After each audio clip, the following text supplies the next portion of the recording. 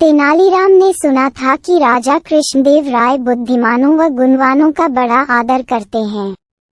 उसने सोचा, क्यों न उनके यहाँ जाकर भाग्य आजमाया जाए। लेकिन बिना किसी सिफारिश के राजा के पास जाना टेढ़ी खीर थी। वह किसी ऐसे अवसर की ताक में रहने लगा जब उसकी भेंट किसी महत्वपूर्ण व्यक्ति से हो सके। इसी बीच तेनालीराम का विवाह दूर के नाते की एक लड़की मगम्मा से हो गया। 1 वर्ष बाद उसके घर बेटा हुआ। इन्हीं दिनों राजा कृष्णदेव राय का राजगुरु मंगलगिरी नामक स्थान गया। वहां जाकर रामलीग ने उसकी बड़ी सेवा की और अपनी समस्या कह सुनाई। राजगुरु बहुत चालाक था। उसने रामलीग से खूब सेवा करवाई और लंबे चौड़े वायदे करता रहा। रामलीग अर्थात तेनालीराम ने उसकी बातों पर विश्वास कर लिया और राजगुरु को प्रसन्न रखने के लिए दिन रात एक कर दिया। राजगुरु ऊपर से तो चिकनी चुपड़ी बातें करता रहा, लेकिन मन ही मन तेनालीराम से जलने लगा। उसने सोचा कि इतना बुद्धिमान और विद्वान व्यक्ति राजा के दरबार में आ गया तो उसकी अपनी कीमत गिर जाएगी। पर जाते समय उसने वायदा किया, जब भी मुझे लगा कि अवसर उचित है, मैं राजा से तुम्हारा परिचय करवाने के लिए बुलवा लूंगा। तेनालीराम राजगुरु के बुलावे की उत्सुकता से प्रतीक्षा करने लगा, लेकिन बुलावा न आना था और नहीं आया। लोग उससे हंसकर पूछते, क्यों भाई रामलिंग, जाने के लिए सामान बांध लिया ना? कोई कहता, मैंने सुना है कि तुम्हें विजयनगर जाने के लिए राजा ने विशेष दूत भेजा है। तेनालीराम उत्तर देता, समय आने पर सब कुछ होगा। लेकिन मन ही मन उसका विश्वास राजगुरु से उठ गया। तेनालीराम ने बहुत दिन तक इस आशा में प्रतीक्षा की कि राजगुरु उसे विजयनगर बुलवा लेगा। अंत में निराश होकर उसने फैसला किया कि वह स्वयं ही विजयनगर जाएगा। उसने अपना घर और घर का सारा सामान बेचकर यात्रा का खर्च जुटाया और माँ, पत्नी तथा बच्चे को लेकर विजयनगर के लिए रवाना हो गया। यात्रा में जहाँ कोई रुकावट आती, तेनालीराम राजगुरु का नाम ले देता, कहता, मैं उनका शिष्य हूँ। उसने माँ से कहा, देखा, जहाँ राजगुरु का नाम लिया, मुश्किल हल हो गई। व्यक्ति स्वयं चाहे जैसा भी हो, उसका नाम ऊंचा हो तो सारी बाधाएं अपने आप दूर होने लगती हैं।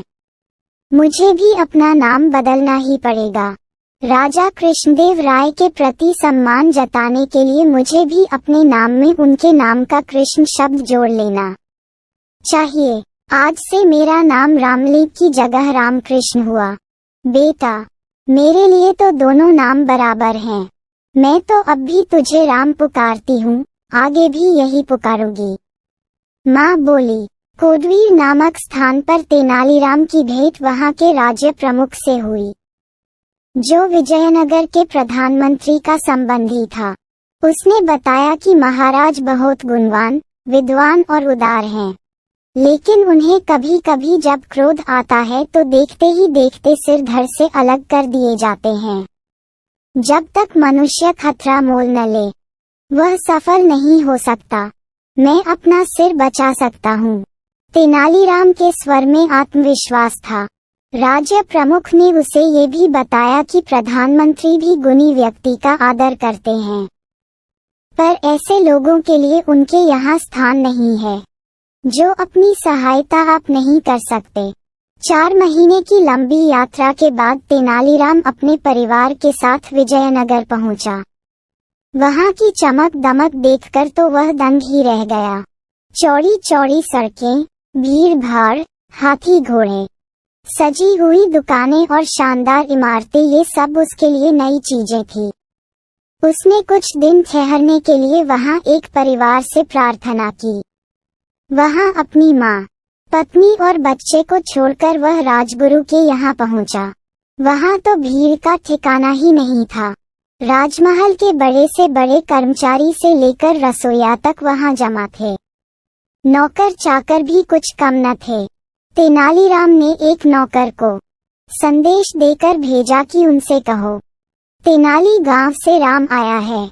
नौकर ने वापस आकर कहा, राजगुरु ने कहा है कि वे इस नाम के किसी व्यक्ति को नहीं जानते। तेनालीराम बहुत हैरान हुआ। वह नौकरों को पीछे हटाता हुआ सीधे राजगुरु के पास पहुंचा। राजगुरु, आपने मुझे पहचाना नहीं? मैं रामलिंग हूँ, जिसने मंगलगिरी में आपकी सेवा की थी। राजगुरु भला उसे कब पहचानना चाहता था। उसने नौकरों से चिल्लाकर कहा, मैं नहीं जानता, ये कौन आदमी है? इसे धक्के देकर बाहर निकाल दो। नौकरों ने तेनालीराम को धक्के देकर बाहर निकाल दिया। चारों ओर खड़े लोग ये दृश्य देखकर ठहाके लगा रहे थे। उसका कभी ऐसा अपमान नहीं हुआ था। उसने मन ही मन फैसला किया कि राजगुरु से वह अपने अपमान का बदला अवश्य लेगा। लेकिन इससे पहले राजा का दिल जीतना जरूरी था। दूसरे दिन वह राजदरबार में जा पहुंचा। उसने देखा कि वहां जोरों का वाद विवाद हो रहा है। संसार क्या है, जीवन क्या है, ऐसी बड़ी बड़ी बातों पर बहस हो रही थी। एक पंडित ने अपने विचार प्रकट करते हुए कहा, ये संसार एक धोखा है। हम जो देखते सुनते हैं, महसूस करते हैं, चखते या सूंघते हैं, केवल हमारे विचार में है। असल में ये सब कुछ नहीं होता, लेकिन हम सोचते हैं कि होता है। क्या सचमुच ऐसा है? तेनालीराम ने कहा, यही बात हमारे शास्त्रों में भी कही गई है। पंडित जी ने थोड़ी ऐंठ दिखाते हुए हैरान होकर पूछा, और सब लोग चुप बैठे।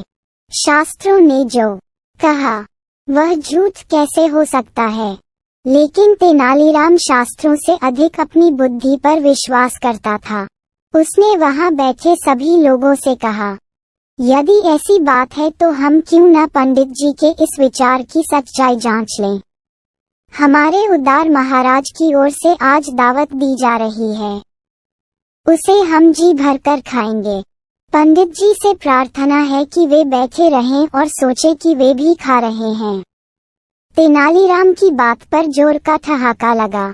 पंडित जी की सूरत देखते ही बनती थी कि महाराज तेनालीराम पर इतने प्रसन्न हुए कि उसे स्वर्ण मुद्राओं की एक थाली भेंट की और उसी समय तेनालीराम को राजविदूषक बना दिया।